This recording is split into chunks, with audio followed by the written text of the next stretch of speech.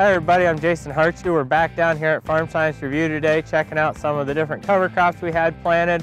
I'll give you guys an update on how they're breaking down this winter, see what's going on. So behind me is the multiple cover crops all planted in a strip that we've shown you before.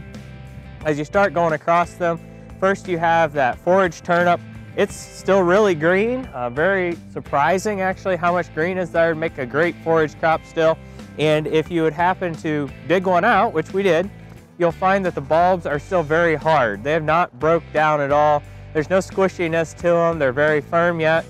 After those, we have some annual ryegrass, a spot here that we dug up, and you can really see some good root structure there. So not only do we have a good top that's going to help break the rainfall, but we also have roots. So if we had that downpour rain, those roots are going to help hold your soil in place.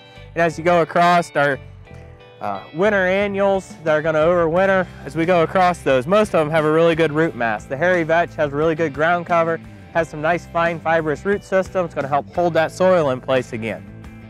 When you get over to the radishes have a little bit of top growth left on them that isn't totally dead, but they're getting really squishy.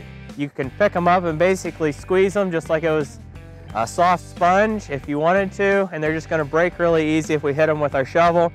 When we move over to the other turnip, it's still very firm. It doesn't have much growth on the top anymore, so it's not going to do a good job of breaking that rainfall if it's planted alone. And it also doesn't have much of a root system beyond the bulb, so that probably needs something else planted with it to help hold your soil in place. And that turnip bulb though is still very firm and solid. The sorghum, it's pretty well dead. It's a little taller, not breaking down very quickly, standing up. It's going to help catch that snow that might be blowing through.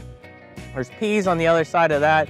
The peas have created good ground cover, help break the rain, have some good root system. And then you move over to the oats on the far side. The oats is dead, but we still have some really good top growth that's present, hasn't broken down yet. That's going to slow those hard raindrops down so they don't erode your soil.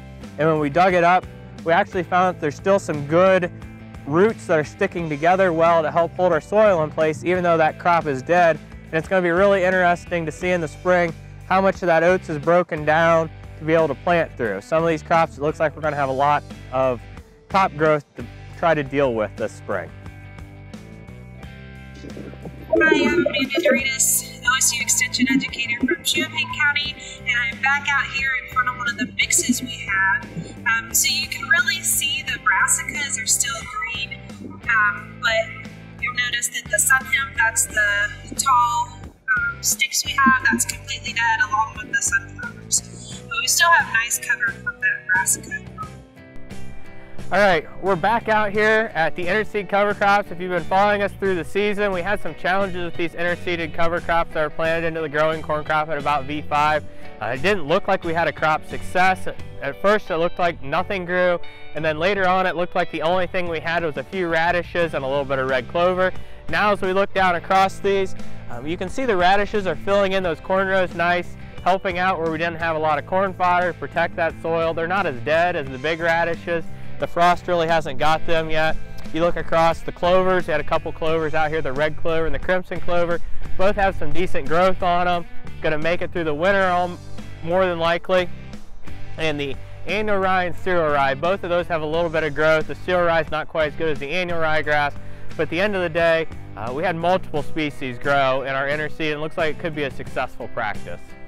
So let's talk a little bit about the weather that we've seen since our first video recording out here. November, right after we recorded that video, within a day or two we hit a low of 27 degrees Fahrenheit, which was probably what we'd consider the first hard frost. From November through the end of the year, most of the days hovered around the 32 degree mark, with only 5 days not getting above that. Then January turned much colder, and we had only 3 days with lows above 32 degrees.